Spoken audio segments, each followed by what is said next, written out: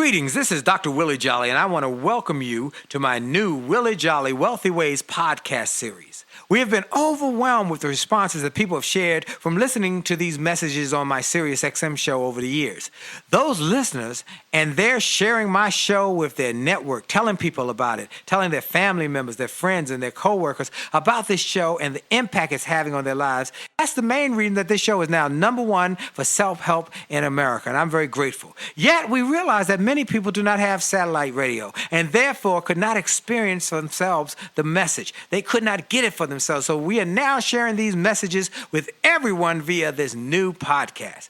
Enjoy it and share it with your network.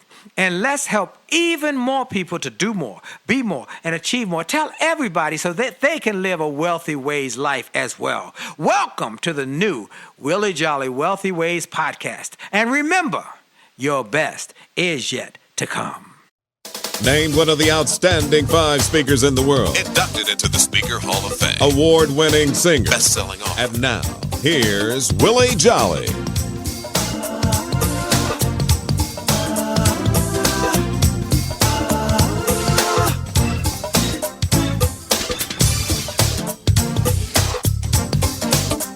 Time to go to the next level. Hello, everybody. This is Willie Jolley talking to you across America, from coast to coast, border to border, across America, saying it's time to hit it, get it, and take it to the next level. Are you ready to go to the next level? Are you ready to get some information and inspiration that will change your life and help you to be more, be more, be more, be more, and be even more? Are you ready? If you're ready, you're going to get a show today that's going to impact you at another level. I'm telling you right now, you're about to be blessed today. So I want you to get everybody you know. Tell them to turn on their radio because Willie Jolley is back on live across America. Well, folks, I'm grateful. I'm grateful for another day. I'm grateful for what I do, for what I've got, what I've been given. But most of all, I'm grateful. I'm all of those things tonight, but I give God glory for life. I give God glory for life, for strength, for health, and I'm grateful for that. That's most important. More than anything else, you want to be grateful for your health and your strength and the ability to wake up every morning in your right mind, still clothed, as the old folks say, clothed in your right mind with the blood running warm through your veins. So I am grateful and I give God glory.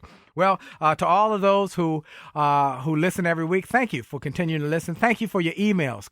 Please send me emails. Let me know what you think. Let me know what shows you like and what you want more of and things like that. We are trying to give you information that will inspire you, help you to live better lives. Well, today we've got a special show. You know, last week we had a replay of the show with Brian Tracy, which was by far one of more requested shows we've had in a long time. And I mentioned in the end of that show that he's had some health challenges. And I didn't go into detail because he had so much information he was giving you about success and goal setting and so forth. But Brian had cancer and a very severe bout with cancer, but he beat it and doing better. And I have been for years been telling you that you ought to set goals. And I believe that you ought to set goals that will empower you. But I also tell you, if health is not one of your top 2 goals, number 1 doesn't make any difference. Because if you don't have your health, you can have all the money in the world, all the riches in the world, all the material gains, but you don't have your health, you can't enjoy it. So today we're going to talk about wealth from a health perspective. And we've got some guests who are going to really give you a perspective on health, and particularly when you have a health challenge, how to come back from it. You know, I love talking about setbacks and comebacks. My first guest is a dear friend of mine. I mean, when I say a dear friend of mine, this is one of my dear friends. He is a former retired colonel with the U.S. Army. He has a proven track record for training leadership positions, and he is a former deputy mayor for the Washington, D.C. government. He now is the executive director of the College Success Foundation, and he is responsible for helping young people who are from disadvantaged areas to get scholarships. And he has done that for just hundreds of young people, and I'm so grateful for that. And he's going to talk about that a little bit, but then we're going to talk about how he beat cancer, and a stage 4 cancer at that. So Herb Tillery, former deputy mayor from D.C. and the Executive Director of the District of Columbia College Success Foundation. Welcome to the show. Thank you, Willie. So happy to be here. You happy to be here for two reasons. Exactly. Happy to be here at this show, but also happy to be here. Just to be here in life and enjoying life and praising God's glory. Amen. We give God glory here. We are grateful for what he does. Now, I gave him a quick synopsis. Tell us about the College Success Fund. Well, the College Success Foundation was originally founded in the state of Washington in 2000 by a former founder of Costco who really wanted to help low-income kids go to college. And he founded it on the basic premise, if low-income kids just had the money to go to college, we would have more kids who could be successful and be contributing members of society. His name is? Bob Craves. Bob, my main man Bob. And I'm sure Bob is listening. Bob, we want to shout out to you because you are a man who inspires me with your love of people and your love of giving. So Bob started he started one of the founders of Costco and then went on to have success with that and then wanted to impact people's lives. You know, great people want to do legacy kind of work. They want to do something that makes a difference and they want to give. They are blessed and they want to be a giver back. So that's what Bob has done. So tell us the rest. And so as they began to have success in Washington State in 2006, they were asked by the Gates Foundation to do a replication program here in Washington, D.C. And that's Bill and Melinda Gates, am I right? Yes, the Bill and Melinda Gates Foundation, headquartered in Seattle, Washington, came to them and asked them to start a replication project here. I was coming out as deputy mayor at the time and was recruited to start the foundation here in the D.C. area. Our entire focus is on providing scholarships, mentoring, academic enrichment, college counseling, any kinds of support to support low-income kids and help them be successful college graduates. Our entire focus is on graduating from college. It's not about access, it's about success. And to be successful, you have to graduate with a degree. Amen. And how many years now in D.C.? We've been in business 4.5 years now. Do we have a graduating class as of yet? Or we have a rising seniors who will be seniors next year. And 68% of the students who started 4 years ago are now on track to graduate compared to about 38% for low-income African-American students around the country. So we've doubled that number. Well, did I speak the first year or did I speak, what year did I speak? First really, we had you out the first year. That's right. We wanted you there the first year. It was fantastic, too. And I've had many of those young people who I've been to areas in different areas of country who will come up to me and say, I was at your program and I'm doing good. Exactly. So praise the Lord. Well, you've real quick, a website for the information on the College Success Foundation. The website is www.collegesuccessfoundation, all one word, collegesuccessfoundation.org. It's incredible, folks, and you want to go read up about that. Hey, how can people be involved with it? How can people? We ask people to be involved both through mentoring, through giving, and we tend to reach out to folks to find out how can you best serve kids. First, you have to have a genuine desire to help the students. And we like to give opportunities for you to be engaged in any way you would like. So we ask for mentoring. We ask for internships. We do ask for people to support our annual giving campaign.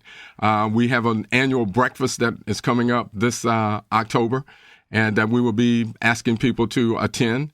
And we've had notables in the past, such as Dr. Ben Carson, who was our first speaker. Last year, we had Tom Friedman as our speaker. And this year, it'll be our very popular local native Ted Leonsis, who owns the Wizards and the Capitals and the Verizon Center. Wow. Well, we're going to come back. We're going to talk more about the College Success Foundation, but more importantly at this moment, I want to talk to people about you and your success, not just a cancer survivor, but a cancer thriver, and how you did it. Folks, stay tuned. This is going to change your life. And when he told me, it changed mine. Stay tuned. You're listening to Willie Jolley, and across America, I want you to know your best is yet to come.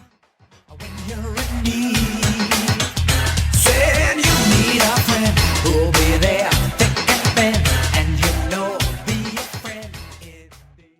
Hi, this is Dr. Willie Jolley, and if you're enjoying this information you're hearing on this podcast, I want to invite you to get even more great information on my new free gift page on my website. Go to wjspeaks.com and hit the All Access badge. On that page, you will find information and resources specifically designed to help you to have greater success. Free ebooks, music, all sorts of interesting and informational interviews for my XM show. I'm telling you, this is a great page. And why do I do it? Because I've learned that the more we give, the more we get. And the more we help other people to grow and go to the next level, the more we receive in our business. So we want to help you. Tell your friends about it. Go to Facebook and get my information. Go to my website, get my free resources, and get on wjspeaks.com and hit that All Access badge. It looks like a backstage pass. Click it. You'll get behind the scenes information to the special page to help you grow. All we want in return, all we ask is that you pass it on, because the more you give, the more you get. This is Dr. Willie Jolley. Have a great day. Faith and live by faith. You gotta have faith. Keep the faith. Keep the faith. Keep the faith. Whoa, whoa, whoa. Woke up one morning, didn't know what to do. Had so much pressure on me. I cried, oh Lord, please help me through. He said, open the word and just read. I opened and found it was clear as can be, that all things are possible if you believe. If you had the faith of a mustard seed, there is nothing, no nothing you cannot achieve. No, it's by your faith. As you believe, then you will receive. Oh, it's by your faith. The measure you give, the measure you live, and the measure you get. Yeah. Oh, it's by your faith. As you believe, as you conceive, so will you achieve. It's by your faith. For those who have asked, that is music. That's from my Money Making Music and Motivation package. You can actually hear excerpts of that music on my website. It'll say free music. Go to that page, click it. You can hear excerpts from it. And if you want to download the music, it's about 16 songs that we play at the beginning and ending of every segment of my show. You can actually go get it. It's music designed and created to inspire, encourage, empower you to have greater success.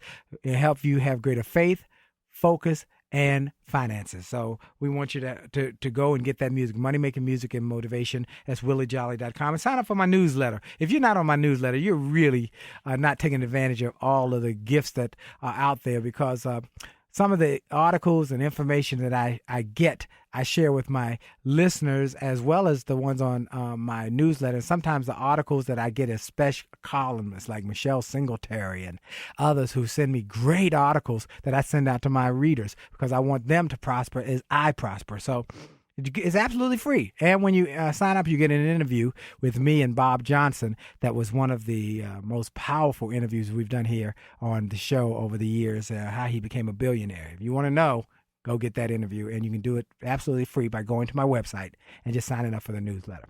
Well, my guest today here is Herb Tillery, former deputy mayor of Washington, D.C. He is a colonel, former rank, retired colonel, or colonel retired, I think is how you say it officially, of the U.S. Army. Good friend of mine. We are dear friends, and he has become a icon in America, as well as on the College Success Foundation front. Is the executive director of the D.C. College Success Foundation.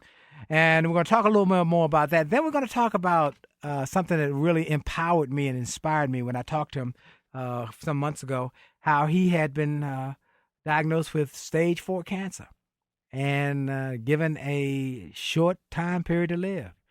And he decided he wasn't going to die, and he was going to trust God, but also he was going to do his part.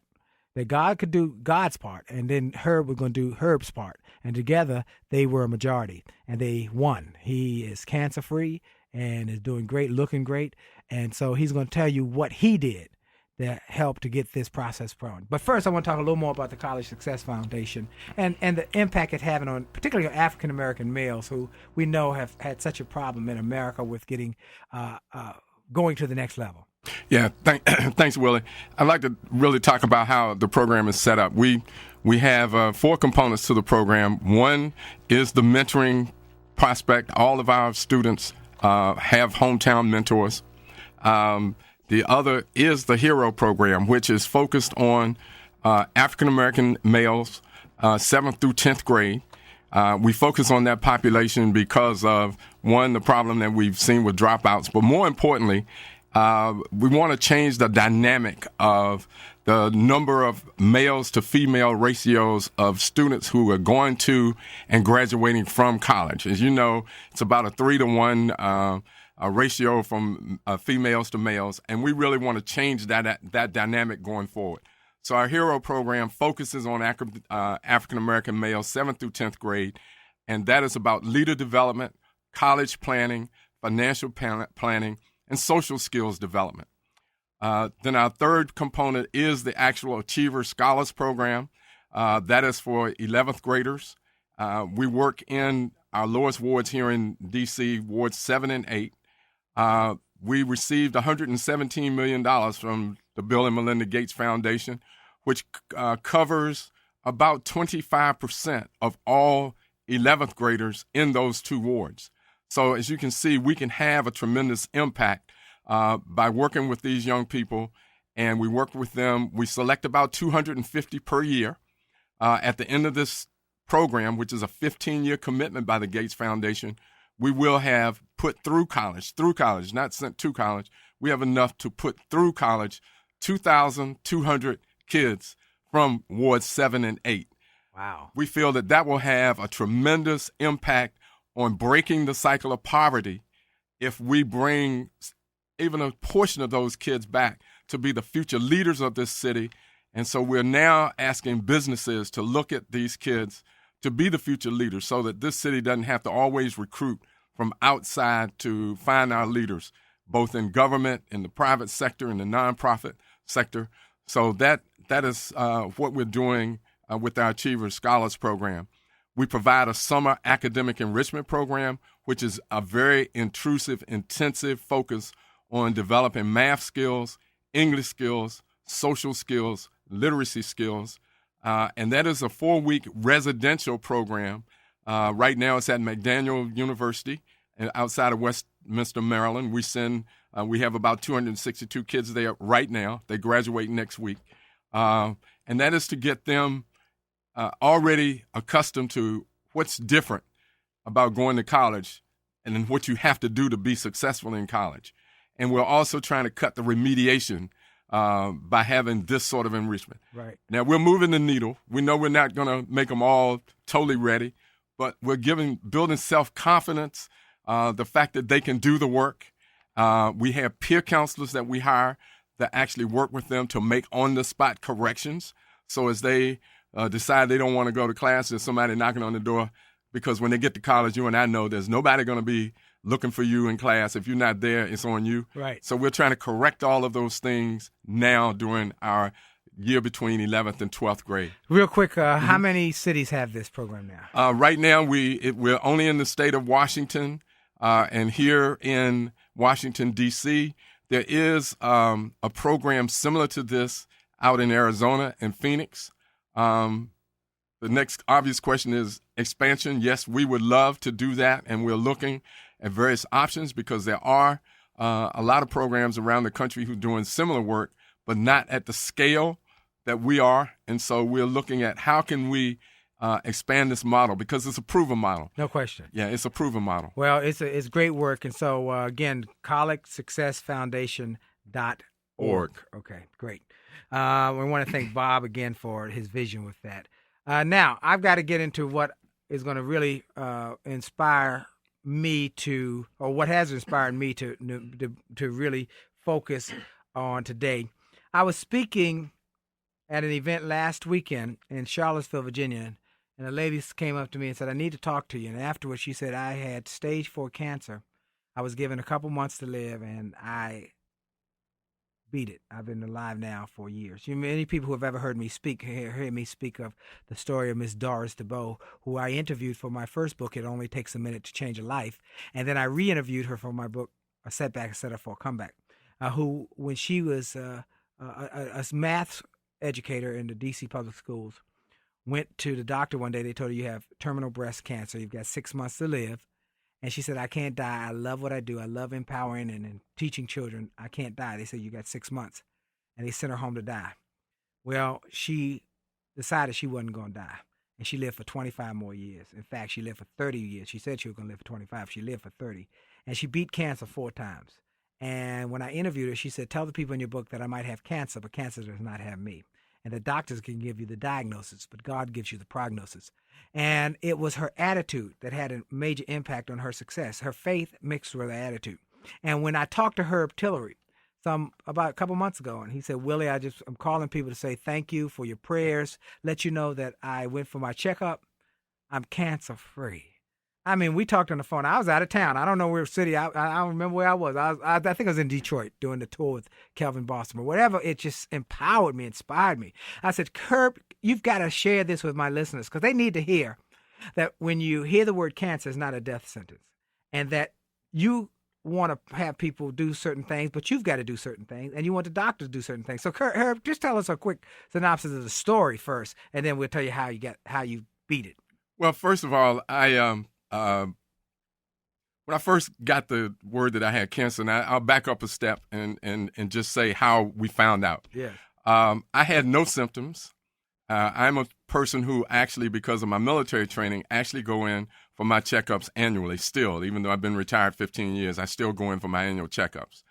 I'll tell you, my primary care doctor discovered a little lump on my neck 2 years ago and said, I need you to go take care of that. Well, I'm one that always encourages people to follow your doctor's orders. Right. But I, at that point, did not follow her order. Uh-huh. I was so involved with the foundation at that time, and we were going through a really deep, trying to figure out how we were going to sustain ourselves, and I ignored her guidance. And last year, 2010, when I went in, and she said, you still have that little knot on your neck. It never bothered me. I didn't feel anything. She said, I'm sending you down now to an ENT guy. ENT guy looked at it, said, doesn't look like much, but I want you to go do an MRI.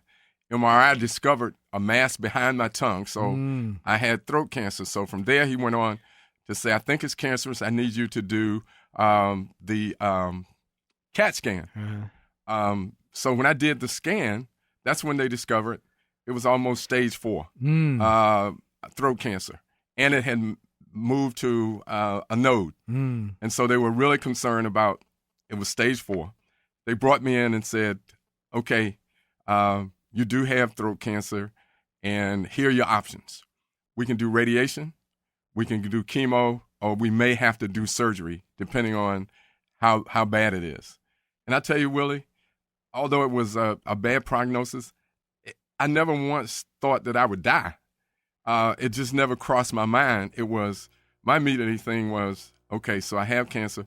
What do we need to do to fix it? And so they said, well, these are your options. And I said, how long do I go through this process? They said, well, first we'll do radiation for 6 weeks and we'll see what happens. And then we can go do chemo for another 7. My question was, can we do both at the same time? I'm thinking, I don't want to go through 13 weeks of this. So as you can see, my mindset was never about dying. It was about, how do we fix it? All right, first point I want us to make, I'm going to jump in here with different things that I know pearls. He didn't talk about dying. He talked about living. He didn't talk about dying. He talked about living. Folks, get your mindset. When you have a challenge like this, don't talk about dying. You keep talking about living. We're going to be right back. He's going to tell you some things that he did beyond that really had a profound impact, and not only have an impact on his life, but also on your life. You're listening to the Willie Jolley Show across America, and for sure, the best is yet to come.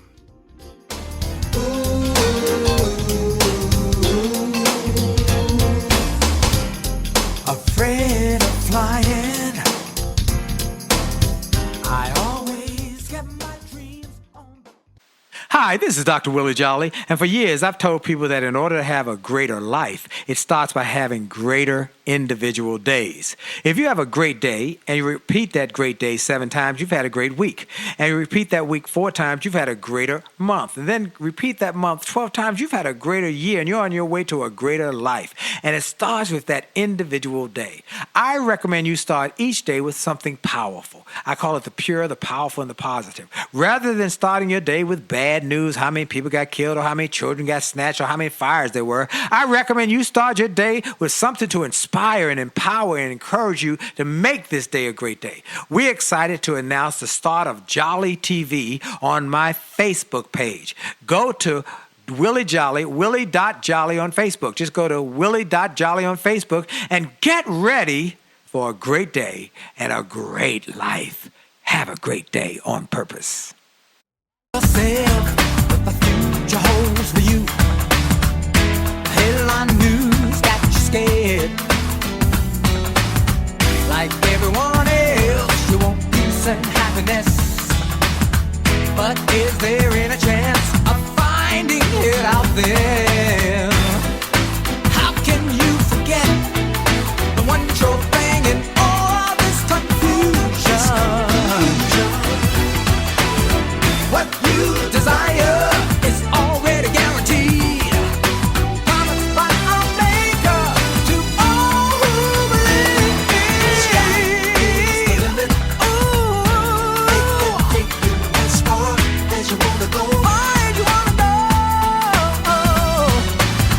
Put your heart in it. Put your heart in it. It shows it's time to let it show. It's time to let it show. And we're back. Oh, boy. Yes, I am excited. The sky is the limit. Take it from money making music and motivation. You can get it on williejolly.com, and it will inspire you. Music to help you to do more, be more, and achieve more, just to empower you and inspire you. That's why we created it. Well, my guest today is Herb Tillery, the executive director of the College Success Foundation for the Washington, D.C. area, and is helping young people from disadvantaged areas to get college education, not just to access college, but to succeed in college and get a college degree. And we know that education is really the ticket to success in America. And he is helping young people. He's a decorated, retired colonel in the Army, a former deputy mayor of Washington, D.C., distinguished gentleman who's done so much. His bio is pages and pages and pages. When I was going through it, I mean, he's on boards of directors and, I mean, just everywhere. But he got a story, too. He got a story. Herb was diagnosed with stage 4 throat cancer. And the prognosis was not great. But Herb made a decision. And he said it earlier at the end of the last segment. He just said, I'm going to talk about living, not dying. And so Herb finished telling us the rest of this story. You were diagnosed, and they said you got stage 4, and then what happened? Well, once they told me that, and we looked at our options in terms of doing chemotherapy or radiation, and the worst of all options was having throat surgery. I definitely wanted to avoid that because the impact is not being able to talk. Mm-hmm. And you know me, Willie, that talking is what I do. Right. And so I said, we got to avoid that at all costs. And so I asked him, I said, can you do radiation chemotherapy at the same time? And they looked at me and they said, yeah, we can. I said, well, let's do it. I wanted to do that. Right. If they thought it could be done, then I wanted to do it. Right. The next thing that occurred was I called together my family and a group of close friends, and you've heard us talk about the posse and other folks like that, who all kind of knew each other or who knew me and were close to me. And I've thought so often, how come I didn't call Willie? I don't know what happened. Well, you called me. You called me by phone. You did call me by phone. Because I started really praying for you automatically. Yeah. As soon as we hung up, I started praying for you. Yeah. So I called them all to dinner, and we had dinner at Eatonsville, and they didn't know why. But once we had all ordered, and I said, listen, I have some news to share with you, and then I have something that I need for you to do for me. And I shared with them all at one time that I had cancer, and that I wasn't feeling down about it, and I didn't want them to feel down about it. I said, the reason I'm having us all together is because I don't know what to expect. I don't know how bad I'm going to feel. So I want to put together what I call Team Herb right now. I said, I know what happens when people get ill. The first 2 or 3 weeks, everybody's there to help you and support you.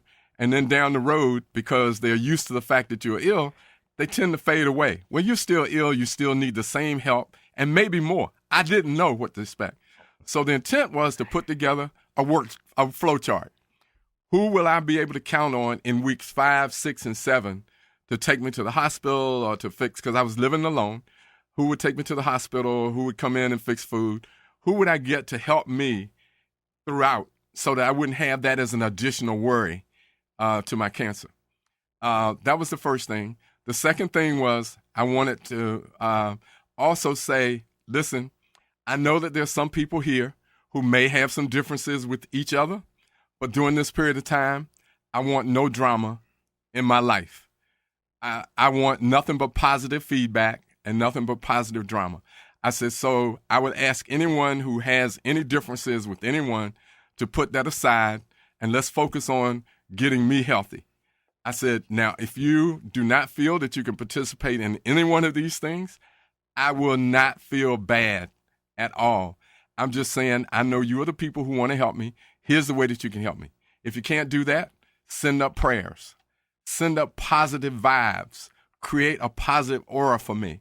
I do not want any negativity in my life during this period that I'm going through this.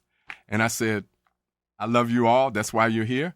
And we set about putting together a work plan. When lo and behold, in about a week, God sent an angel in the form of Mary Brinkley, who is the wife of a good fraternity brother of mine, who herself had suffered breast cancer. In fact, she's still dealing with her issues. But Mary stepped up and volunteered to take me to the hospital every day because I had to go every day I had to go for radiation. She stepped up and said, we don't need to do this. I'll take you every day. Wow. And she lives in Virginia. She's not even here in D.C., so she would have had to drive 30 miles from Virginia, come here, take me to Walter Reed, wait for me, and go back home. Well, what I discovered after about the first week is that I felt like I could take myself. And so I started getting up in the morning, driving myself. And I think all of that caused me to deal with the pain by having something more to focus on than just myself. Another very good friend of mine bought a dog just by happenstance, bought a puppy for me. That I evaluated afterwards was very good in that I had became responsible every day to take this puppy out to keep from doing something in the house. So that caused me to get up in the morning, caused me to do it at lunchtime, caused me to do it at night. So no matter how bad I felt, I knew that I had to get up to attend to this particular animal or I would have been neglecting. As I look back, all of that were things that motivated me. The other thing is, as I did lay on the sofa, I often repeated, I heard something, this is from Carolyn Hines, you know Carolyn Hines. She had said to me one time, a long time ago, if he leads you to it, he will lead you through it. Come on, somebody. And I said that when I was laying on the sofa, it was, if he leads you to it, he'll lead you through it. And I put my faith in that sentence. The other thing, Willie, I always saw myself standing at the beginning of a tunnel when I was saying that. But there was light at the other end of that tunnel. So when I said, if he leads you to it, he'll lead you through it, it was that dark tunnel I was going into. I wasn't afraid because I saw that light. Here's another point. I never once thought that light was an oncoming train. You know how people say there's a light in the tunnel, be careful, it might be an oncoming train? Right. That never really crossed my mind. I always saw that end of the tunnel. I didn't know when it was coming or what it was going to look like. So all of those things, I think, worked synergistically to help me get through that. And I will tell you one other thing that I told the group. When we had dinner together and I was telling them what I needed, I said, one last thing.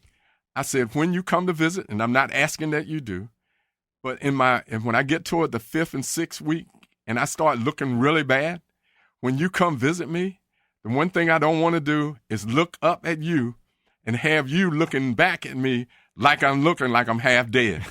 I said, I know that I look like I'm half dead, but I don't want to see it on your face. So smile, tell me I look good, but don't tell me, Herb, and I made it as a joke. But you're absolutely serious. I was serious as a heart attack. I don't need to see that. I know how bad I look. Tell me I look good, bro. Amen. Folks, there's some powerful points here that I want you to make sure we look at. One, don't doubt, don't question, no drama, only positive, and affirm. If he leads you to it, he'll lead you through it. And you got to expect and believe that. And I'm telling you, folks, I've had the conversation with a number of people, and each one said the same thing, that if you have a positive outlook, a positive uplook, and a positive inlook, you can beat anything. Stay tuned. We've got more to come to talk about how you can beat the biggest challenges in your life and how you can live your dreams. This is Willie Jolley, across America, for sure. The best is yet to come.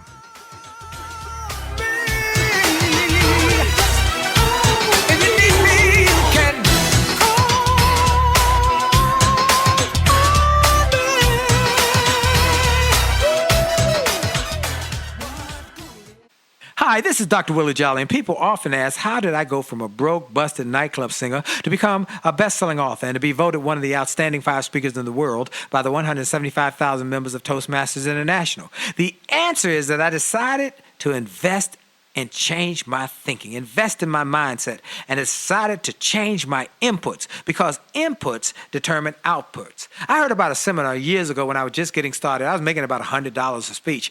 And I heard this seminar that was creating millionaires, and it cost $10,000, but the guy was getting results. I didn't have that kind of money, but I decided to borrow it, because I learned that there's a price for success, the price of college, the price of going to school, the price of education. And there's a price for success, and then there's a cost for not paying the price, the cost of staying the same. And that cost is greater than the price. It's too expensive.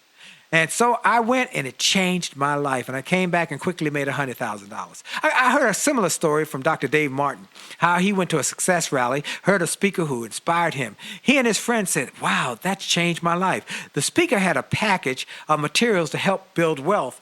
The package cost $1,500. And that was all the money Dr. Dave had to his name. Dr. Dave's friend asked, do you think this stuff is worth it? Dr. Dave thought for a moment. He said, I don't know. I don't know if it's worth it.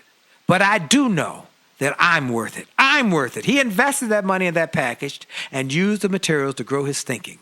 He grew his mindset. He shared how that $1,500 investment has gone on to generate millions in revenues. He's a multimillionaire. And he has homes now in Arizona and Florida. I want to say to you, it's time to invest in you. I want to give you some materials that will help you, grow your mindset, grow your future, grow your finances. Go to wjspeaks.com/billionaire.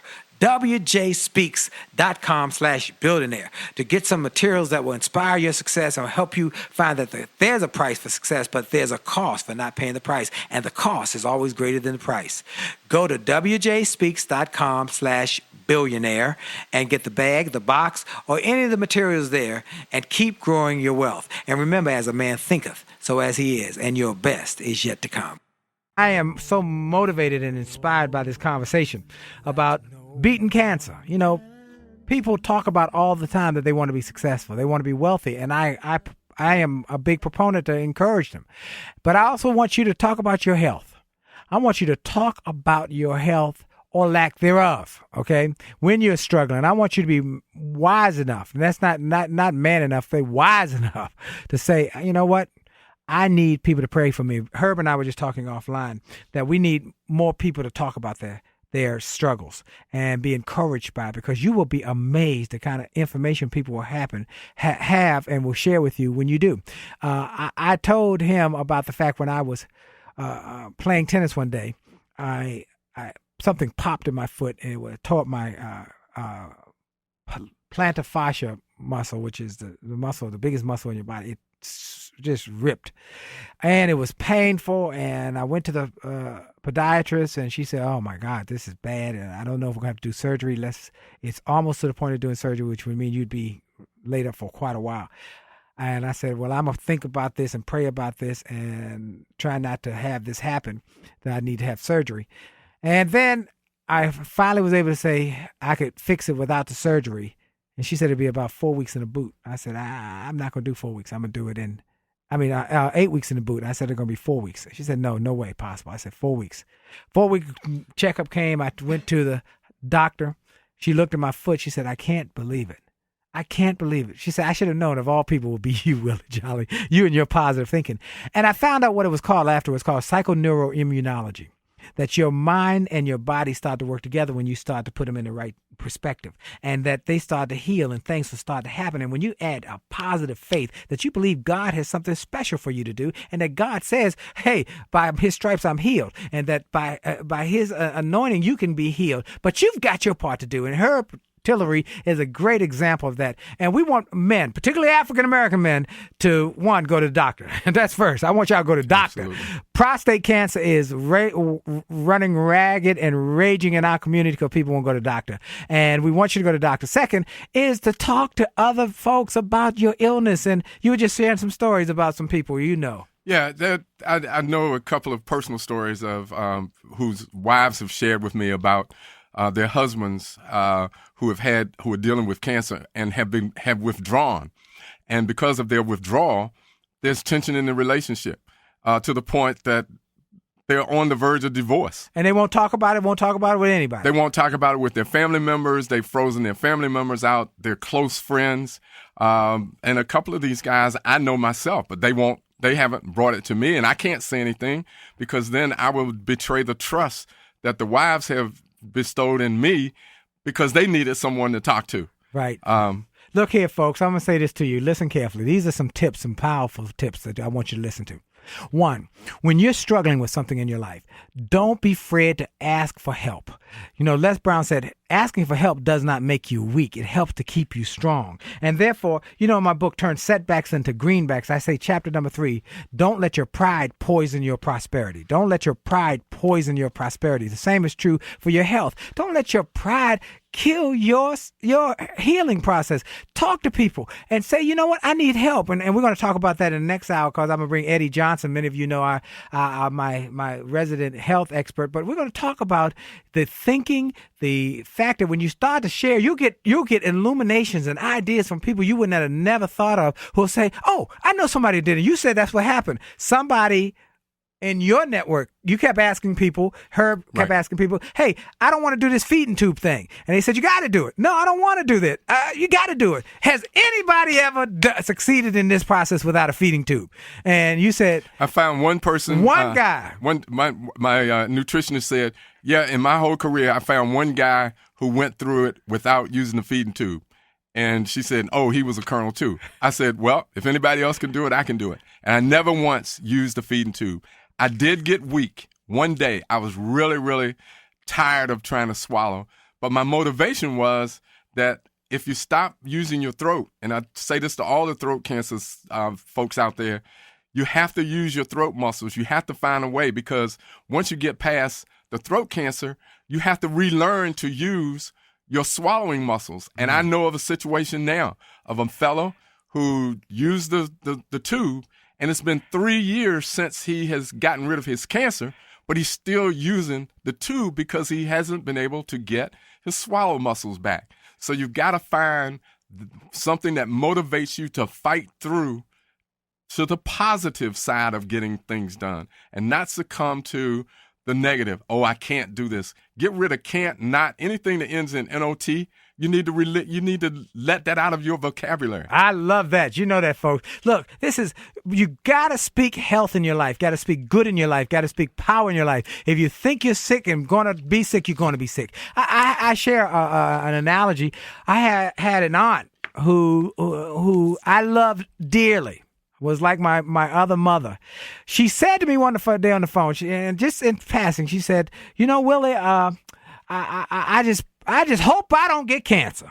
I said, where did this come from? She said, well, are you doing good? You retired. I just hope I don't get cancer. And she spoke it she spoke it. Wouldn't you believe it? Within about a year, she had pancreatic cancer, and she died from pancreatic cancer because that was a mindset. And I say to people, don't speak into your life. Don't speak poor in your life. Don't speak broke in your life. Don't speak sick in your life. Don't speak your kids are bad in your life. Speak good in your life. Speak good. Your word have power. It's, the Bible talks about it. It gives you all these life lessons that the secrets of life and success are in the power of your tongue. Curses or blessings are in your tongue. Speak good. And that's what you did, didn't you? Absolutely. One other thing you mentioned off air, you said you went on a cruise. I did. You got out of the house in his wheelchair. Yeah, right. As I approached the last portion of my treatment, one of my sons was getting married in the Virgin Islands in July, early July. I was determined to be there, and it was the worst part. It was the end of the treatment, which is the worst part. And my last treatment was on June the 29th. His wedding was going to be on July the 6th. And I just made up my mind. I was not going to miss that cruise. So I had my family to coordinate with Homeland Security to find out how I get this wheelchair on there, how I get a week's supply of liquid, because I was on a liquid diet. And I said I didn't want any hassle at the airport. They did all of that. We had no hassle at the airport. But my whole purpose was you got to get out of that environment. Because the environment, you can be sick. I'm in this house all the time, so I'm in a sick environment. I needed to change the environment. So the cruise was good. So 5 days after my last treatment, I'm on a cruise to the Virgin Islands. I'm in my wheelchair. The third day on the cruise, I'm out of the wheelchair, and I'm actually beginning to try to eat solid food. You have to have that positive approach to how do I get past this. During that, during the cruise, I determined, okay, I get back, I've got to get back to a normal life. What are the things I was doing before? Because the doctors will tell you, there's no restrictions. A lot of people think that because you have cancer, you're restricted. You're not restricted. You can do the things that you can do.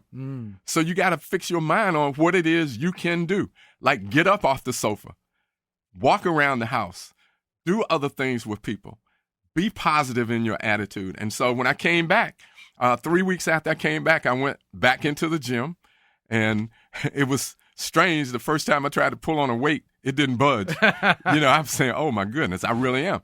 But, Willie, I'll tell you, as I've listened to other cancer stories, something, I don't know, I never felt about cancer the way that I hear people talk about it. For me, and I thank God every night. For me, it feels like a positive experience. Wow. I've been able to change my life. I've changed my eating habits. I lost 20 pounds, although this is not the way to lose weight.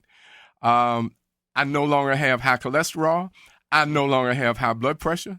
I have put life into context, and you determine what's important. People have become more important in terms of how you help people. My kids are my life. I get up every morning going to help these kids because we have to build a legacy. I love what you said in the beginning. And I see this as a legacy. It's not about me anymore. Right. I've been around a little while. It's about what are we leaving behind. Right. And for me, it's working with these low-income kids in wards 7 and 8 and trying to develop a future. And that's all of those are things that help me through beating cancer, is having a future to look for. Not a past, not a death, a future. I need to be here. God left me here for some reason. Absolutely. And I need to be here to do it. That's right. Absolutely. Herb Tillery. Wow. Cancer, not just survivor, but thriver. Les Brown talking about being a cancer thriver, and we praying for Les. He just called me last week and said he is cancer-free after he's been struggling with prostate cancer. So we're thankful for that. We're going to be back. I'm going to ask Herb to stay around because we've got a guest coming out who did not hear your message. I'm going to call her when we get back, and we're going to see how much they are similar and how they are so in tune. And then we got my good friend Eddie Johnson, who we're going to get in on conversation. This is going to be something that profoundly impacts your life because he's going to talk about not only beating health challenges, but some nutrients and natural means to do it. Stay tuned. Across America, for sure, the best is yet to come. But Lord, since I've met you, all that's changed in the blink of an eye. Now all my heart wants to do is fly. You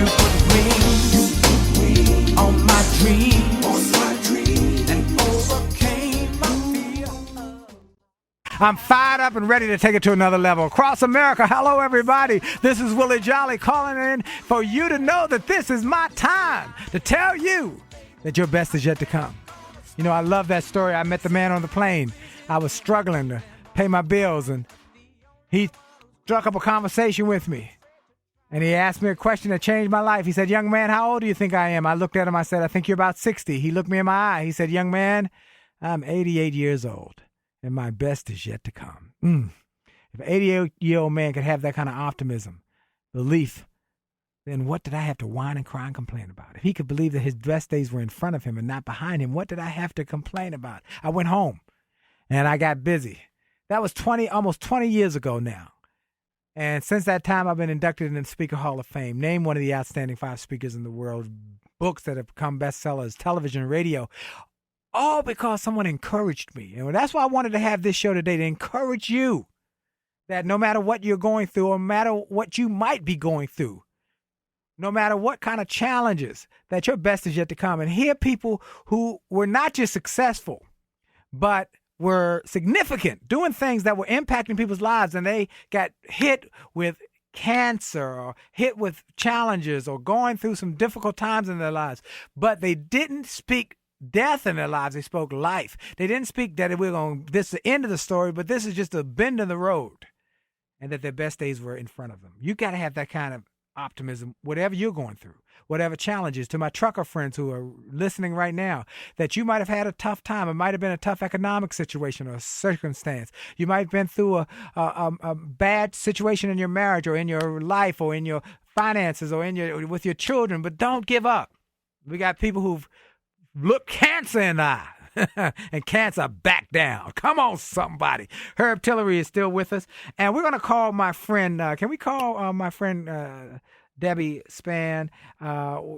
Debbie and I were, and I'll tell you about her in a minute. But Herb, I mean, this is just powerful, that this whole message of not giving up. And you did that. You didn't listen to the negative. You got away from the negative people. No drama in your life. You told people don't bring drama.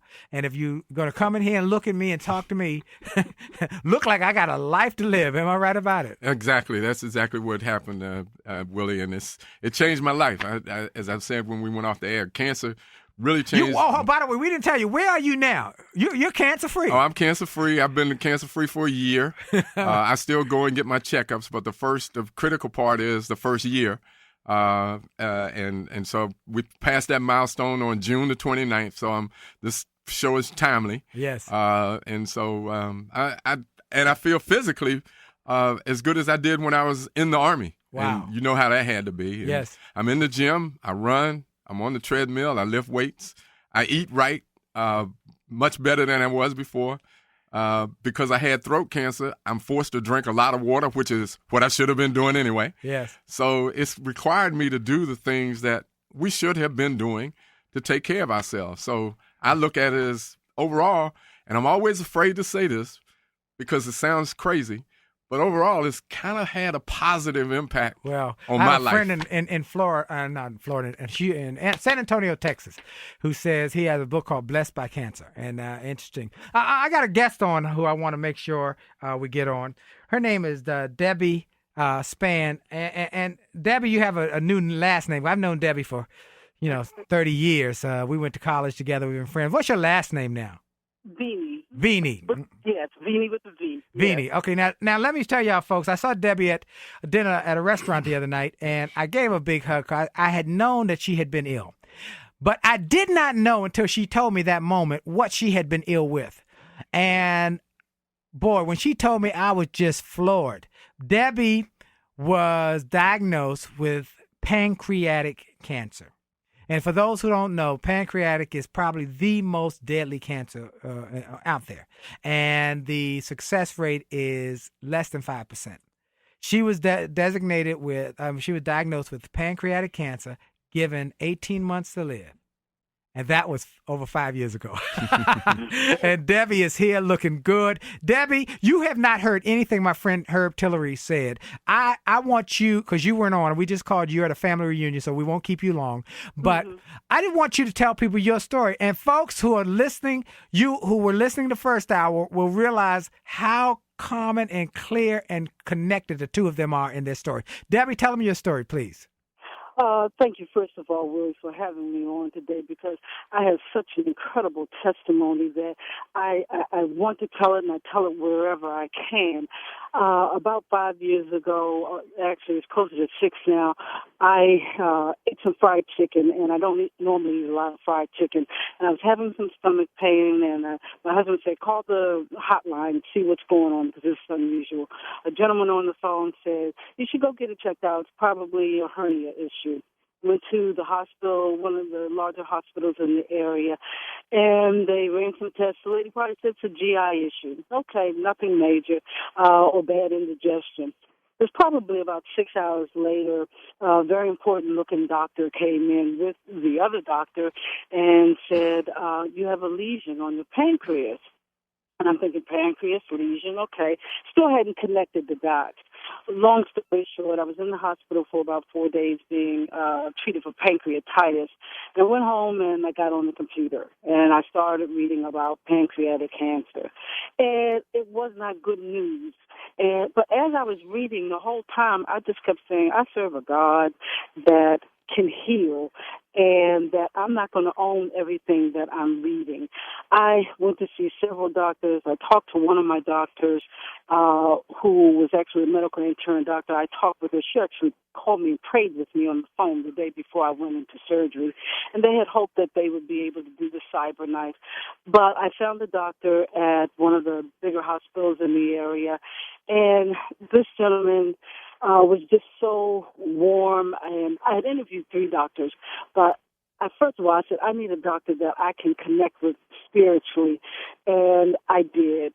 He performed what they call the Whipple surgery on me, and he had told me before I went in, he said, if we're in the 3 hours, it's not real good, because that means it kind of opens you up and closes you back up.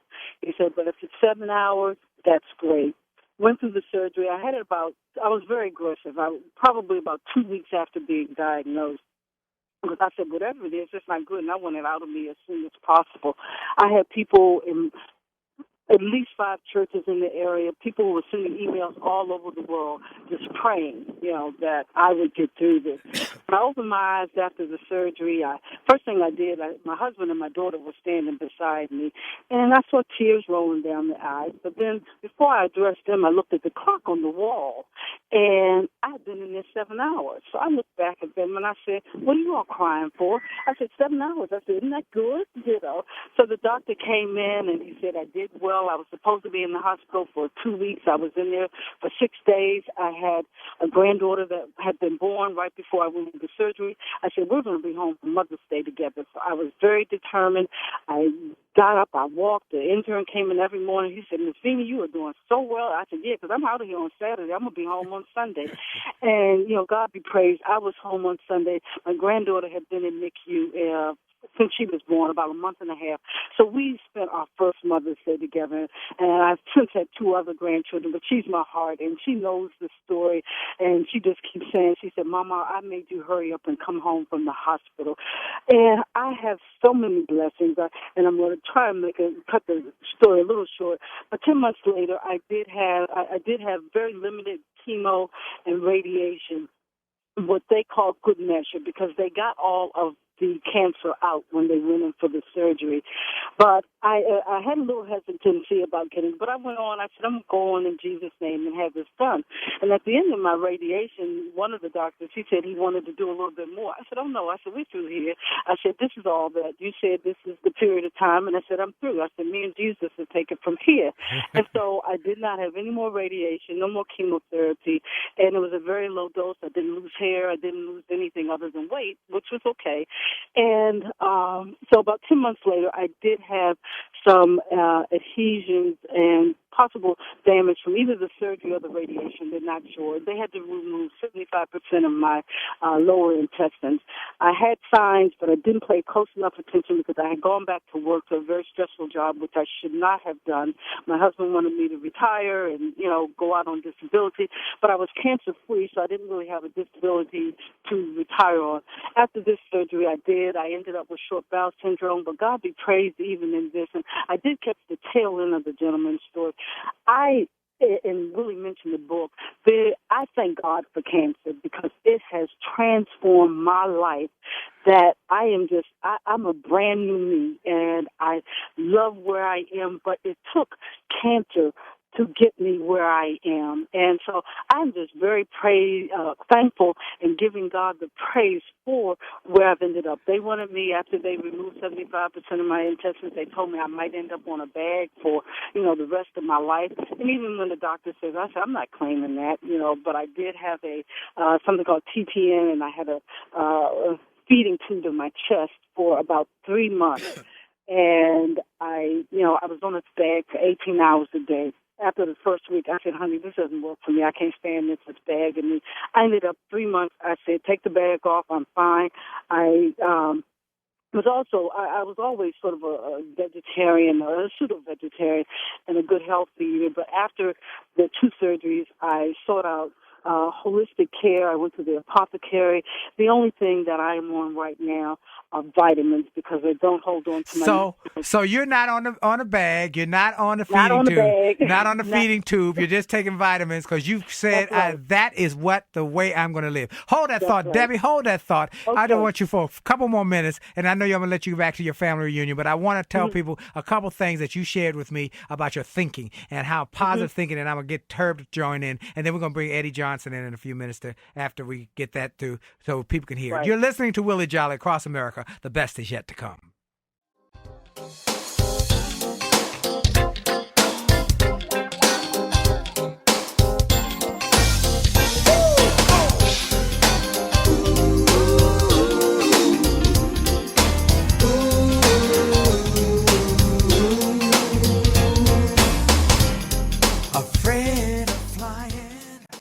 What Herb and I were talking about offline was that what Debbie said was your thinking determined your health. Psychoneuroimmunology. Psychoneuroimmunology. Folks, here, look, your psyche, if you think it's going to be bad, it's going to be bad. That is why I tell people when you wake up in the morning, speak good in your life. Don't speak bad in your life. When you wake up in the morning, first thing you do is be thankful for another day. And don't talk about how bad life is. Some people, oh, Lord, it's morning. You better say, good Lord, morning, Lord. You better get up with a mindset that says this is a great day and speak good. That is why I tell people your first 20 minutes of the day is so critical because it impacts your attitude and your thinking. And if you think you're poor, you're going to be poor. If you speak it, you're going to be poor. If you're sick, you think sick, you're going to be sick. If you think your kids are bad, they're going to be terrible. That is why you got to speak good in your life, speak good into your life, speak good in your life. Folks, if you want to be wealthy, and many of you want wealth. I'm saying I want you to be wealthy, but you got to have understanding that wealth comes in a number of different ways. One, of course, financial wealth, but there's health wealth, there's relationship wealth, there's network wealth, reputational wealth, and you got to have them all. I got Debbie Spanvini back on the line. Debbie, real quick, I know you're at your family reunion, but real quick, I just wanted to say a couple things. I just wanted you to give me, because we talked offline earlier this morning. One, she didn't finish the rest of the story. That when the doctor came in, her husband and her daughter had tears in their eyes. That the reason was because the doctor said, we got it all, but there's a problem. She got 18 months to live. And so in those 18 months, they told you had to do a feeding tube and a this kind of tube. And you said, you know what? Oh, no. I'm going to live life on my determination and my concept. And so you chose not to do that. You chose to go with natural health. You chose to speak good in your life. You started thinking different. Your attitude and your prayer. And one other thing you told me, you got everybody you know to start praying. Yes. Tell us about that. And, we talk about the power of positive thinking all the time. And I stayed there. I'm not going to say I never cried, but it may have been once or twice. And it was more out of concern for my family. But I just kept not owning it. I just said, I'm going to keep positive. I had my faith. I had my family surrounding me. And that's what got me through. Because even the doctor, every time I go see a new doctor about, whatever, they say, I can't believe you are walking miracle, because between the 2 surgeries that you had, you should be dead. And I also had a woman at the hospital tell my husband I should have been in most pancreatic pancreatic cancer patients leave in a body bag.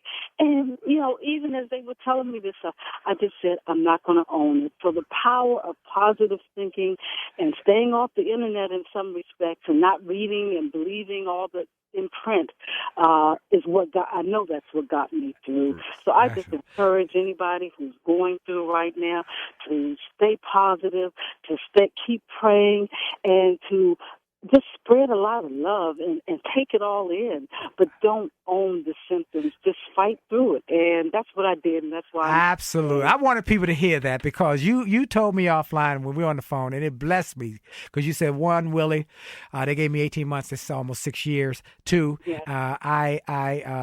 They took out 75% of my colon, and they said you'd be on a bag. I'm not on a bag. I'm doing fine. You said they wanted to give me a feeding tube. I did it for 3 weeks. I can't do this. This ain't working for me. Take it out. I'm going to live life according to my dictates, and you're doing that. And you said the other day, just thank God. I give God glory, and I'm positive. Yeah. And I spoke positive throughout the whole ordeal, which is exactly what Herb Tillery said about his cancer. I refuse to own it. I refuse to listen to all the negative. I refuse to have negative around me, and I'm a living, walking, talking testimony that it works. Absolutely. Absolutely. Thank you, Debbie. God bless you. Thank you so much, Willie, and God bless both of you. All right. Congratulations to you too, Debbie. All right, yes, definitely. Congratulations to you too. God be praised. Amen. Thank you, Debbie. Go back to your family reunion, kiss everybody, and tell them we thank them for letting us share you a little bit. Okay. Thank you. Take care. Bye-bye. Well, we got Eddie Johnson on the line. Eddie, are you there?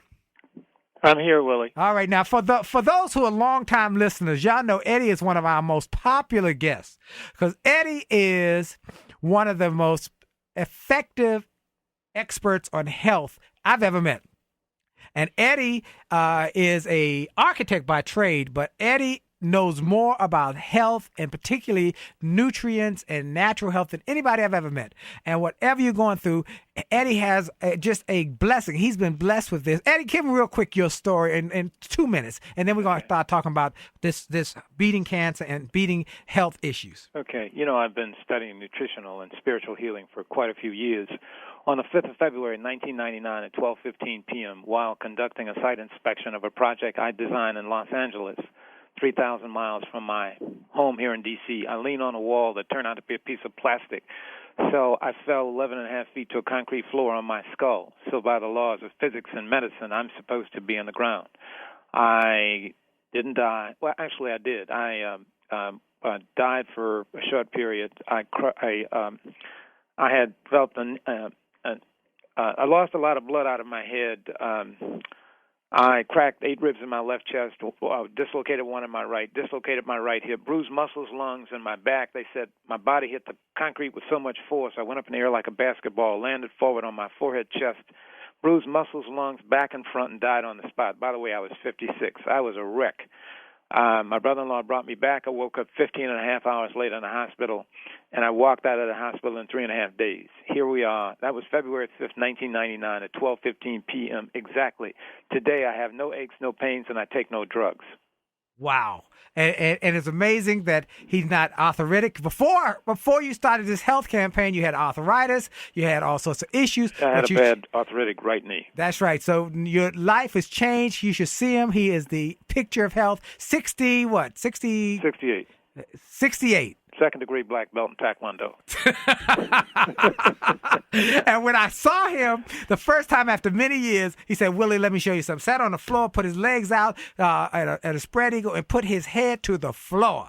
And he said, let me show you what else I can. And he did all of these things. Said, this is what happens when you get in maximum divine health. So you've been hearing this message. Herb Tillery still in with me. Debbie was just on. People who had cancer, stage 4, giving a short period of time to live, but they changed their thinking.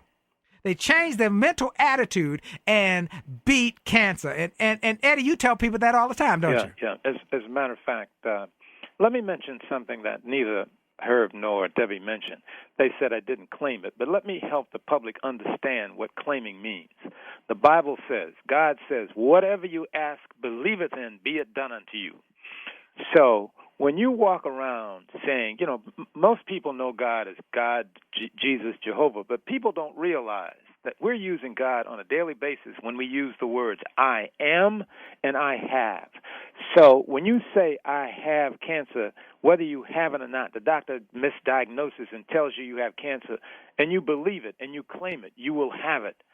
So if you want to improve the quality of emotional, psychological, and physical health, stop claiming what you do not want. Stop saying I have, or I am sick, I am lonely, I am broke, I am depressed. When you use this word I am in a negative context, you bring these energies into your body and they will manifest. The same thing is true when we claim issues like I have cancer. And frequently physicians misdiagnose people's problems. But if you believe it and you go around telling all your friends, I have cancer, I have diabetes, I have high blood pressure. Remember, God says, whatever you ask, believeth in, be it done unto you. So when you claim it, you got it. So part of what needs to be done to reduce the incidence of disease in our brain and disease in our body is be careful what we claim. And when we say these negatives, we need to turn around and repeat, at least in our minds, no, that is not what I mean. I am living health. So if we want to improve the quality of health, start claiming it, no matter how bad we feel. I am living debt-free. I am living cancer-free. I am health. I am perfect health. I am divine health. We need to say these things to a point where we begin to believe in them. And we do the things that we normally do when we didn't have these health problems. Now, there are certain things that will help folks with cancer. Now, the blood in the body has... Hold a thought, because we're going to get into this. And Herb, I want your input. Eddie is going to give people some things you can start to take, some natural supplements that will try to impact your health and will help you keep at bay cancer. And if you've had it, how to beat it and beat it down. Folks, you getting ready to get blessed. Get ready. I got Herb Tillery in the studio with me, Eddie Johnson on the phone, and we're going to talk about how you are going to win health, wealth right now. This is Willie Jolley, across America for sure. The best is yet to come. You can call on me. Call me. You can call on me. Pick up the phone. You can call and call me.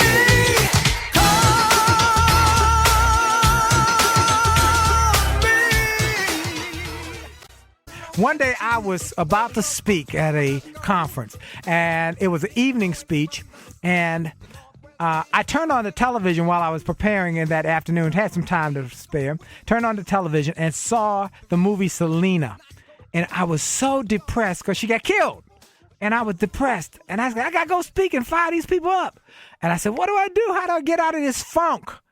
And I listened to that song, You Gotta Keep Kicking. You gotta keep kicking. And it picked up my spirits. And I literally listen to that song every day on my way to the gym. It picks up my spirits. Even though I'm pumped up when I wake up, it takes it to another level. I play that song. My people in my office know I'm getting ready to get fired up. I'm getting ready to go on and get on the phone, start making sales calls, talking to people, talking about my dreams and goals, working on television deals, all because I get fired up in the morning. And that's about positive attitude and positive mental attitude. And Herb Tillery, you heard Debbie say it. Debbie was diagnosed with pancreatic cancer, given 18 months to live. She then, a year later, she survives that first year, and they say, oh, by the way, we've got to take out 75% of your colon. You're not going to survive after. You need a feeding tube. She says, I won't do it. She had a mental attitude. 6 years later, she is not on a feeding tube, not on a bag, and she only takes supplements, which we're going to talk about in a minute. Mental attitude. She spoke about it. She didn't claim it. She didn't own it. Herb Tillery said the same. Herb, you say you got something you do every day. Yeah, there's a couple of things. One, when I really get down, there's something that a dear friend of mine gave to me, and it was a saying that says, celebrate life, choose joy. And I've changed that a little bit to say, celebrate life, choose joy over despair. Because so often we can very easily get into despair. But we have to choose. You have to choose. It's a choice you make. Yes. You can choose to be down, or you can choose to be up. It's all mental. It's your choice. Absolutely. And one other thing, in my bedroom now is a little thing on my wall that when I wake up in the morning, the first thing I see is a sign that says, life is good. So when I wake up, I already feel like life is good. Amen. And you got to believe that. And everything else kind of falls in place. But it's mental. Your mind, your body will respond to the way you mentally think. Now, you can't pick up a 1,000-pound boulder. That's unrealistic. But if you believe that you can work toward picking up that 1,000-pound boulder, it's like I'm amazed at Eddie Johnson, who you said can lean over and do what he does at 68 years old. Absolutely. He just set a new height for me because I'm a physical person and I'm thinking I need to be in better shape. If this guy can do that, I'm just 64. Yeah. I'm 63. Yes. And you speaking it, you claiming it. Yeah, so I'm claiming 64. I always claim the next year. That's right. And I'm happy about it. Absolutely. So, yeah, those are the kinds of things that it's mental to me that you have to set your mind to achieve what you want to get happen. Absolutely. Eddie? Eddie? Yeah. It's amazing that you would have this mindset because Eddie is one of my good friends and we talk quite often. And Eddie talks about it all the time. Willie, you've got to speak it. We talked about my TV show expanding, which it has, and how he spoke. Willie, remember to speak it. Speak what you're going to do. Your TV is going to blow up. You're going to go national, worldwide. But it's about the mental attitude and then the other parts you do. And Eddie, I want you to kind of expand on that. Okay, let me mention something. We come into this world, each of us, in this nation and in this world, with only a body and intelligence, a brain. We develop that brain based upon limitations that are imposed upon us by guardians and parents. So we develop fears, worries, apprehensions, and doubts, which are the forces that impact the negative aspects of our lives. I'm not tall enough. I'm not healthy enough. I'm not wealthy enough. I don't have the right contacts. I don't have the right physicians. No. God says, whatever you ask. So how do you develop a belief or improve the belief? We start seeing in our consciousness that the experiences that we want to live in our lives with enough frequency. So, for example, if you want to improve health, we need to see a light in my mind that says, I am health. I see this light and I move it from the top of my head to the bottom of my feet, inside and out, dissolving, dissipating, and casting out into the universe any and all wrong conditions. And we say this with enough frequency such that the superconscious mind believes it. And when we believe these conditions, they manifest. Why do we see so many commercials about drugs on television? Because repetition impacts the mind to the point where we begin to believe they will be our salvation. No, we need to look inside of self. And the more we do, the more we begin to eliminate the fears, the worries, the apprehensions, and doubts. We need to create affirmations along with these new beliefs that we're trying to create. For example, God is good, life is wonderful, I am so richly blessed. To wake up every day, to wake up in self, to be able to stand on the floor, get into the tub, get into the shower, shave, or put on makeup, get dressed, and go to work, go to school. What a blessing, as opposed to complaining about, my leg hurts, I have cancer. Don't claim the cancer. If you have cancer, I have an issue. I'm working on improving. And the more you think about I have it, no, I reject it. I have and am experiencing perfect health. And again, see that light in consciousness. Why? As God has appeared throughout the civilization, God has always appeared in a light. We see that light in consciousness, and again, take it top of the head to the bottom of the feet. Now you weren't on. Eddie, we didn't call Eddie to the top of the hour, and Herb in the last hour said he saw a light in a tunnel. Herb, didn't you? Yeah. And you want to say there something were two else? things I wanted to say. Eddie just said something that I said in the first hour. If you recall, I said eliminate the word "not" from your life. That's right. Eddie just used it. I am not good enough. I am not tall enough. Right. I'm not going to get this job. That's not going to happen for me. Well, if you're going to claim all of that, it's not going to happen. Right. So it's the same thing that Eddie's just talking about. For me, I say eliminate the word can't or cannot or will not. Right. Eliminate not Right. from your life. And the second thing, Eddie, you didn't hear that he said when he was dealing with cancer, he saw cancer as a tunnel. And I wrote it down. See yourself going through the tunnel and see the light of life at the other end. At the other end of the tunnel, I always saw a light, Eddie. And some people on the negative side, they say when you see that light, it could be an oncoming train. I never thought of it as an oncoming train. I never once allowed that to. I never thought that way. I mean, it's just not the way I think. I simply tell people to imagine the light moving from the top of the head to the bottom of the feet, inside and out, dissolving, dissipating, and casting out into the universe. From every atom of my being, every molecule of my existence, and every cell of my body. Any and all wrong conditions. Don't try to define them. And you say this with a degree of frequency, the mind begins to accept it, to believe it, and the conditions that we're pursuing will, in fact, manifest. Wow. And use affirmations. Create your own. I am health. I am the manifestation of health. I am the manifestation of speed. Look into the mirror every morning. Most people never look into their eyes, into the mirror. They put on makeup, they shave, they wash up. They don't look into their eyes. Look into the eyes and say, I love you. I claim perfect health through you. I am health. I am blessed. I am the manifestation of blessings. Blessings manifest through every atom of my being. Blessings carry me through life. Blessings dissolve, dissipate, cast out into the universe. All wrong conditions, whatever they may be. I may not have but 20 cents in the bank, but God is supplying my bank account. It is being filled. All my bills are met in a perfect and divine way under grace now. We have to use positive affirmations to affirm on a continuous basis, regardless of what our situations may be. Write down what we write manifests. Write down, I am health. All the conditions associated with cancer will be out of my body, and you give yourself a realistic period in 3 weeks, in 3 months, and say it. I am living cancer-free. I am living problem-free. I am health. I give thanks and praise to Lord Jesus. And you need to go through life saying that every day, frequently during the course of the day. But in order to secure the goal at the end of the rainbow, the Ark of the Covenant, the Holy Grail, thanksgiving is key. Thank you, Father, for health. Thank you, Father, for eliminating these wrong conditions within me. And don't use cancer. Whatever it is, high blood pressure, heart problems, whatever. Thank you, Father. I give thanks and praise to my Lord and Master, my Jesus, my architect, my lawyer, my all in all. And I surrender all to thee, dear Father, all to save you. I surrender all. And thank you for improving my health. Thank you for improving my vision. The key to everything is thanksgiving. Not thanksgiving when it's done, but thanksgiving now. Wow. Because using thanksgiving helps to create the manifestations of the conditions in our emotional, psychological, and physical well-being. Hold that thought, Hetty. We're going to come back in a few just short minutes, and I want you to give some supplements and things that people can be using right now to change their life. You're listening to the Willie Jolley Show across America. For sure, the best is yet to come.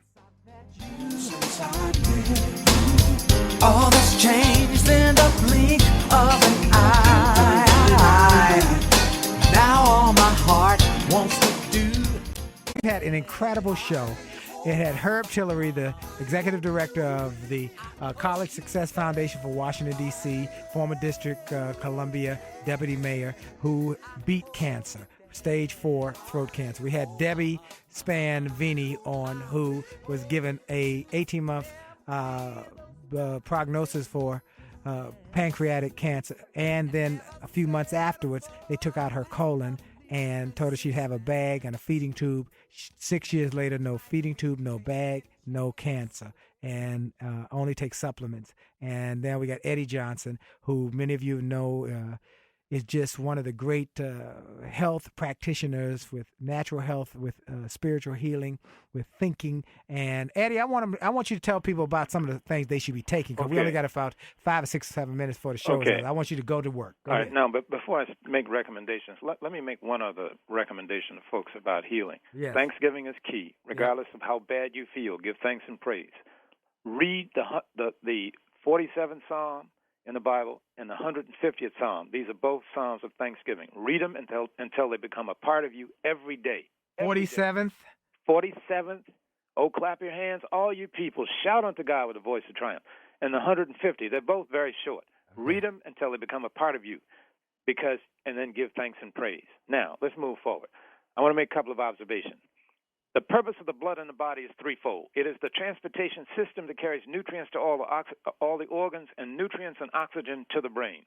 So if we're eating the right foods and consuming the right supplements, we improve the blood, we improve all the organs. So I'm going to give, since we don't have a lot of time, I'm going to give a recipe that will improve the quality of all the organs of the body. Then I will speak specifically about cancer. Number one, 1,000 milligrams of vitamin C every day. By the way, no pills. Why? The body can't dissolve pills unless the doctor requires you to take them. We dissolve liquids, capsules, and crystals. Again, 1,000 milligrams of vitamin C builds the cardiovascular system, can add 7 years to your life. Vitamin E, 400 international units.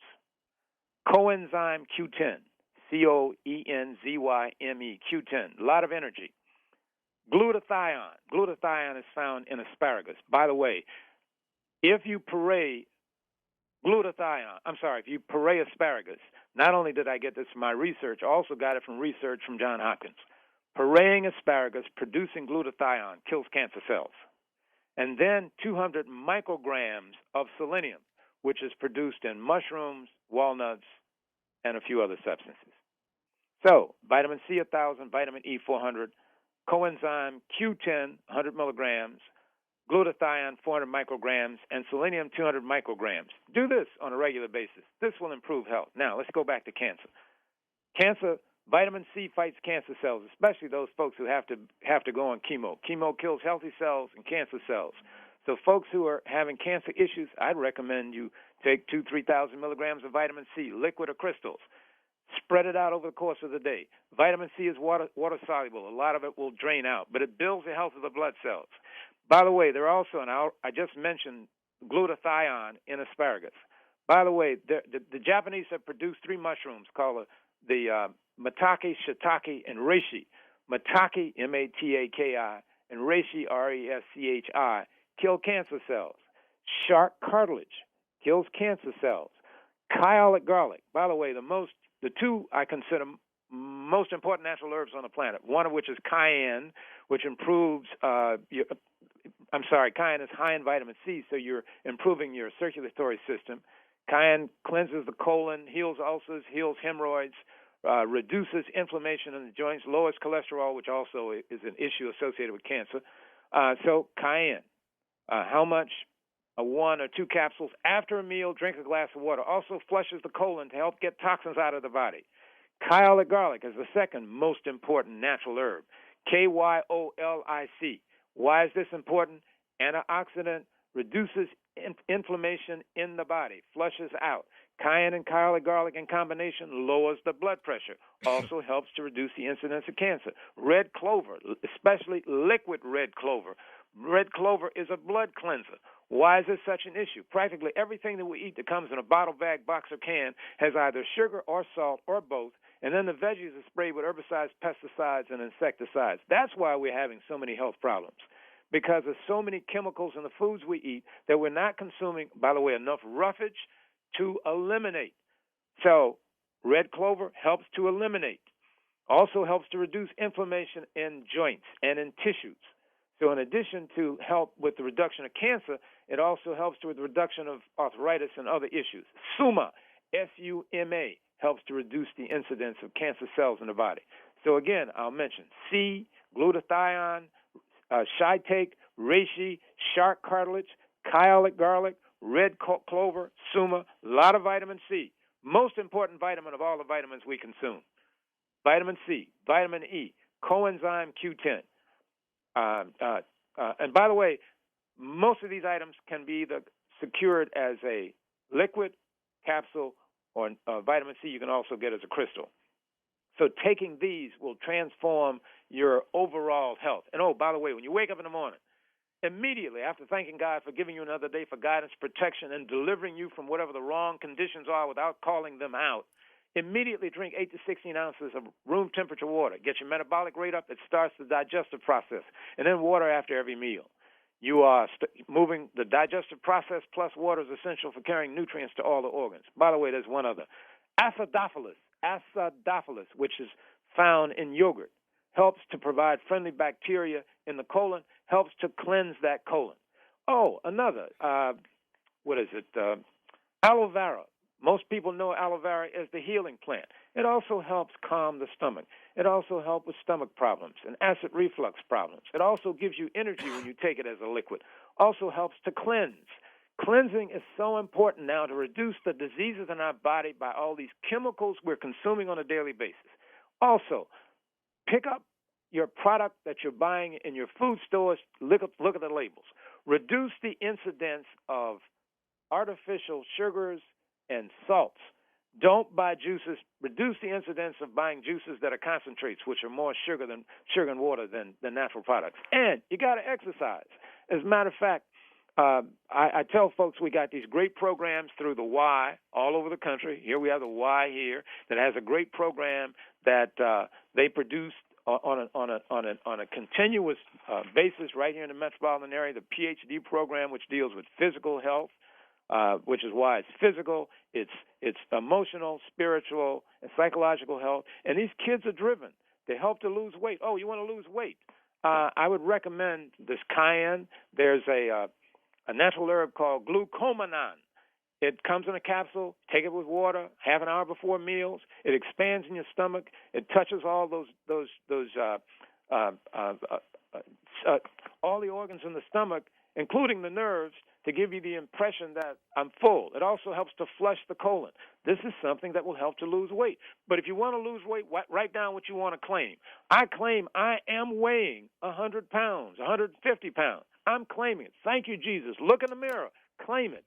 Claim it every day. Write it down. I am weighing, not I will weigh. I am. Everything you want, you need to claim it in the now and live it in the now. Thank you, Jesus. Thank you, Lord. I have lost weight. I weigh 120 pounds. I am weighing. I am health. So these are items not only that will help to reduce the incidence of cancer. Oh, by the way, I have one other that just popped in my head. Green tea, a combination of green tea, which you can buy in the little bags, mix it with little honey and organic apple cider vinegar. Honey, organic apple cider, and green tea. Green tea is an antioxidant that kills cancer cells. All right. Organic apple cider vinegar helps to flush, reduces inflammation in the joints, lowers cholesterol, lots of health benefits. Honey provides energy. Green tea, honey, organic apple cider vinegar, major supporter of the reduction of cancer cells in the body. We want to kill the cells. So what do? We need to consume the right nutrients. And what are your natural herbs? These are the roots, barks, berries, leaves, and flowers from plants all over the planet. When God put us on this planet, he gave us all the necessary support from the fruits of the field, the fish of the sea, the birds of the air, and the animals of the field. All right. We need to pay attention. Eddie, you are fantastic. Herb said he got to get your number. We're going to give him your number. 30 seconds. Folks, I got to go. I can't say no more. Thank y'all for listening. Eddie Johnson, thank you. Herb Tillery, thank you. Thank you. Yeah, I'll be touching base with all right, you, Eddie. folks, get in touch with me, and I'll give you Eddie's email. God bless you. I got to go. We'll talk to y'all soon. Have a great week on purpose and speak it in your life. This is Willie Jolley. The best is yet to come. Are you tired of crying and complaining? Tired of feeling like life don't treat you fair? This podcast is a part of the C-Suite Radio Network. For more top business podcasts, visit c-suiteradio.com.